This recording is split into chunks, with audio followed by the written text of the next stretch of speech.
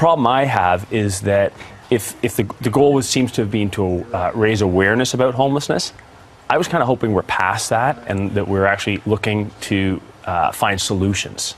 And I don't think that hoax, if you will, actually did anything to address that need, which is finding solutions. I mean, Mayor Tory, he's been it's a big concern of his, homelessness and finding solutions and a bylaw. There are a lot of councillors taking the lead on this. So I really think that the raising awareness aspect is kind of 10 years ago, and that it's really about finding solutions. And unfortunately, I think it missed the mark. Okay. Have any questions to staff?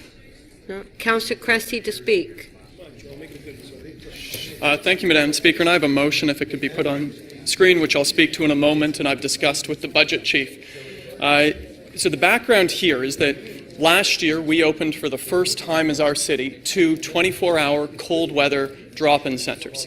They're open 24 hours a day. They were open throughout January and February, and they are barrier-free, which is to say they serve some of the most vulnerable people in our city who are living on the streets. This include people, and when I say barrier-free, whether you're dealing with issues related to if you have pets, if you're a couple, and whether it's -1 or -15, you have a space you can go to throughout the cold winter months 24 hours a day. We do that so that we can help save lives. And we know from experience last year that it does help save lives. Now, the report in front of us, and as part of the recommendations coming from CDR, is to extend the operating period for these 2 sites for 2 additional weeks in December. That's because the research has shown that those are dangerous weeks, the last 2 weeks of December. The challenge is that our 2 sites, St. Felix and St. Margaret, are already over capacity today, that their facilities simply cannot keep up. St. Felix, I visited it twice last year during cold nights. They have a capacity for 50 people to be there overnight. They had on average 70 to 90 people. They had 90 people sleeping on mats 12 inches apart from each other with 1 washroom. If it was a rooming house, we would shut it down. We have an obligation here to ensure not just that these services are provided, but that they provide the necessary support systems both for the individuals using it and the staff. And so the motion here is for $200,000 to upgrade the facilities at our 2 sites based on the work that they need to do. They can do this work by December the 15th in time for this season, as we've confirmed with Shelter Support and Housing Administration.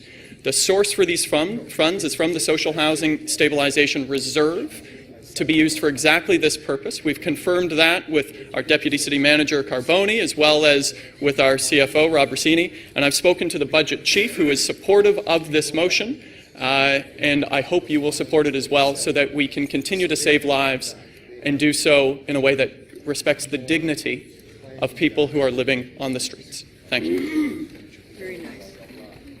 Okay, so on the amendment, recorded vote. Can we do?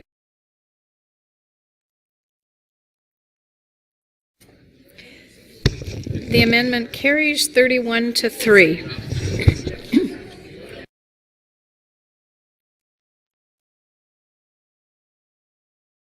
I believe they picked Leaside. A lot of people like to pick Leaside for various reasons. But Anika, I'm sure you're aware there are lots of vacant storefronts. And I say that's fine, but as I say, I think what they did was boil the issue down to sort of ostensibly rich neighborhood and what their opinion is about homelessness. And I really don't think it's just a rich, poor issue. Absolutely, rents and affordable rents are an issue, but homelessness is a lot more complex. And so we need to start talking about solutions. And just this, us talking today, various interviews, it's all been about what the residents' reaction is. Not one person has really said, hey, how can we address this? How can we move the debate forward and find solutions?